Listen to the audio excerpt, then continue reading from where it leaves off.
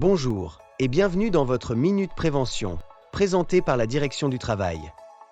Équipement de protection individuelle, épisode 3. Comment choisir un EPI?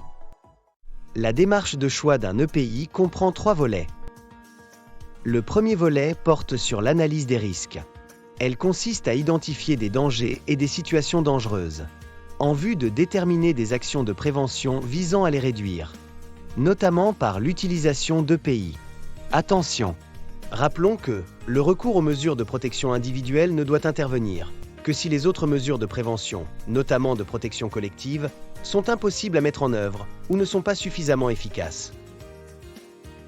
Le deuxième volet concerne l'analyse des contraintes liées d'une part à l'activité, telles que les manutentions répétitives ou les impératifs de dextérité, et d'autre part à l'environnement de travail, comme les paramètres d'ambiance thermique ou d'humidité.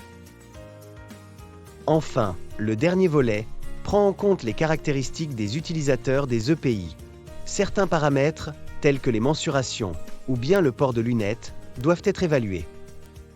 Les informations de santé remontées par l'utilisateur, telles que les allergies à certains matériaux, une transpiration ou une sécheresse excessive, sont également indispensables à prendre en compte. Le médecin du travail peut aider dans la recherche de solutions appropriées à chaque travailleur. Attention! Pour que cette démarche soit la plus efficace possible, il est indispensable d'y associer, d'une par les salariés concernés, et d'autre par les instances représentatives du personnel, le CHSCT ou les délégués du personnel. Cette démarche de choix doit être une démarche concertée.